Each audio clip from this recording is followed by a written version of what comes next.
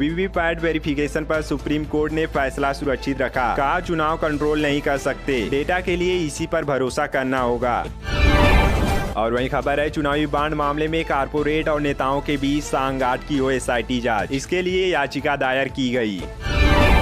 रामदेव बालकृष्ण ने विज्ञापन केस में दूसरा माफीनामा छपवाया। सुप्रीम कोर्ट ने कहा था साइज ऐसा न हो कि माइक्रोस्कोप से पढ़ना पड़े। पतंजलि ने इस बार पहले की अपेक्षा बड़े आकार का माफीनामा छपवाया है।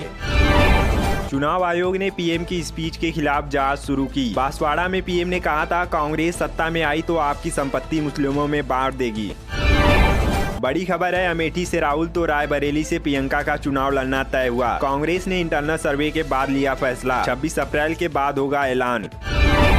और वहीं कन्नौज से अब अखिलेश लड़ेंगे चुनाव, कल दोपहर में नामांकन करेंगे। 2 दिन पहले भतीजे तेज प्रताप को दिया था टिकट। अखिलेश यादव ने कहा पीडीए ने एनडीए का होश उड़ा दिया।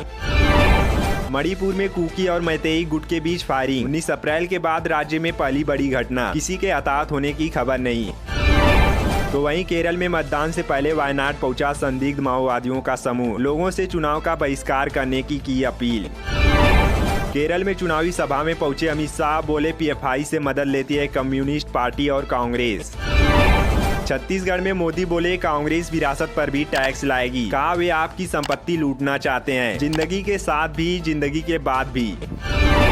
तो वहीं विरासत टैक्स पर बढ़ते विवाद को लेकर सैम पित्रोदा ने दी सफाई। कहा कौन कह रहा है कि ऐसा भारत में हो। उन्होंने कहा कि मैंने अमेरिका में एक टीवी चैनल पर अमेरिकी विरासत कर का एकमात्र उदाहरण दिया था, पर यह दुर्भाग्यपूर्ण है कि अमेरिका में विरासत कर पर मैंने एक व्यक्ति के तौर पर जो कहा उसे तोड़ मरोड़ कर पेश किया जा रहा है। राहुल बोले कांग्रेस का मैनिफेस्टो देखकर पीएम घबरा गए हैं। भाजपा दलित ओबीसी का हिस्ट्री मिटाना चाहती है, जाति जनगणना को कोई शक्ति नहीं रोक सकती। प्रियंका बोली मेरी मां का मंगलसूत्र देश पर कुर्बान हुआ, पीएम वोट के लिए डरा रहे हैं। मोदी ने कहा था कांग्रेस मंगलसूत्र गहने लेकर पैसे बांट देगी। प्रियंका ने कहा अगर मोदी जी मंगलसूत्र का महत्व समझते तो ऐसी अनैतिक बातें नहीं करते। और वहीं राहुल के संसदीय क्षेत्र में भी प्रचार करने पहुंची प्रियंका, बोली बीजेपी जनता की समस्याओं पर बात नहीं करती। खड़गे बोले भाजपा प्रत्याशी ही कह रहे संविधान बदलेगा, ऐसे लोगों पर कार्रवाई क्यों नहीं करती पार्टी। जम्मू कश्मीर के बांदीपोरा में सुरक्षा बलों आतंकियों के बीच मुठभेड़ जारी, 2 जवान घायल हुए। और वहीं राजौरी हत्याकांड के पीछे विदेशी आतंकवादी अबू हमजा, जम्मू कश्मीर पुलिस ने 10 लाख रुपए का इनाम घोषित किया। सरकारी कर्मचारी की हुई थी टारगेट किलिंग। भारत की मीडियम रेंज मिसाइल का टेस्ट सफल, सरकार बोली नई टेक्नोलॉजी की ऑपरेशनल कैपेबिलिटी मिली। रूस S-400 मिसाइल सिस्टम की 2 यूनिट 2025 में देगा।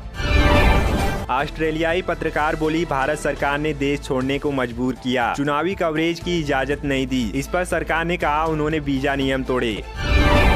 तो वहीं विदेश मंत्री जयशंकर ने पश्चिमी मीडिया की निंदा की। कहा वे भारत की आलोचना कर चुनाव पर असर डालने की कोशिश कर रहे हैं। सुनीता विलियम्स तीसरी अंतरिक्ष यात्रा के लिए तैयार, 6 मई को बोइंग के कैप्सूल से स्पेस में जाएंगी। इसके पहले कोरोना के चलते मिशन टल गया था। इजराइल से जंग के बीच खतरे में 23 लाख फिलिस्तीनी, यूएन बोला गाजा में मई तक भूखमरी का खतरा, हर घंटे 6 बच्चे जान गंवा रहे हैं। पाकिस्तान ईरान ट्रेड पर अमेरिका नाराज, कहा बिजनेस बढ़ाया तो पाक पर बैन लगाएंगे। दोनों देशों में 10 अरब डॉलर के व्यापार पर सहमति। न्यूयॉर्क की येल यूनिवर्सिटी में फिलिस्तीन के समर्थन में प्रदर्शन, अमेरिकी पुलिस ने प्रदर्शनकारी छात्रों को अरेस्ट किया, यहूदी छात्रों को घर में रहने की सलाह दी। कोटक महिंद्रा बैंक के खिलाफ आरबीआई की कार्रवाई, ऑनलाइन तरीके से नए ग्राहक जोड़ने और क्रेडिट कार्ड जारी करने पर रोक। अब कोटक महिंद्रा बैंक नए क्रेडिट कार्ड जारी नहीं कर सकेगा। पेमेंट कंपनी पेयू को नए ग्राहक जोड़ने की मिली मंजूरी, रिजर्व बैंक ने जनवरी 2023 में लगाई थी रोक, नए लाइसेंस के लिए अप्लाई करने को कहा था। भागकोट से भारतीयों के लिए तैयार होंगे फुटवियर, अमेरिकी यूरोपीय नहीं, अब भारतीय नंबर के जूते बनेंगे, इससे मिलेगी सही फिटिंग। डेटा खपत में जियो दुनिया का सबसे बड़ा मोबाइल ऑपरेटर, चौथी तिमाही में यूजर्स ने 40.9 एक्साबाइट डेटा इस्तेमाल किया, चाइना मोबाइल को भी पीछे छोड़ा।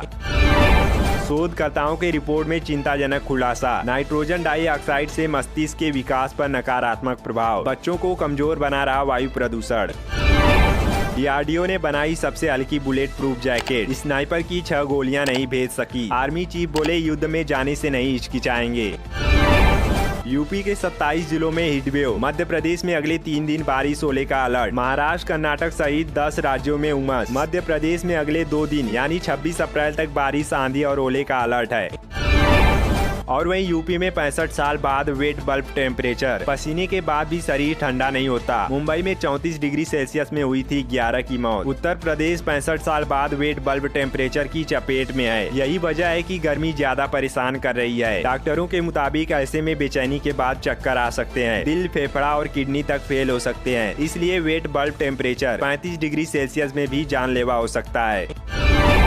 माधवी लता ने साधा ओवैसी के भाइयों पर निशाना। कहा, लोगों के मन में जहर भर रहे हैं। माधवी लता ने कहा कि ये लोग अपने समुदाय को विनाश की तरफ ले जा रहे हैं। लगता है माधवी जी अब तक कुंभकर्ण की नींद सो रही थी और अभी उठते ही बीजेपी का भजन शुरू कर दिया। राजस्थान भाजपा प्रदेश अध्यक्ष सीपी जोशी बोल रहा है, बाबर का बच्चा भी जय श्री राम बोलेगा। भाजपा प्रत्याशी शुभकरण चौधरी बोल रहा है, जो हिंदू मोदी को वोट नहीं देगा वो देशद्रोही है। और माननीय प्रधानमंत्री नरेंद्र मोदी खुद मुसलमानों को घुसपैठिया बोल रहे हैं। और माधवी लता जी अपने कान में रुई डालकर बैठी हैं। बोल रही हैं कि ओवैसी के भाई मुसलमानों को भड़का रहे हैं।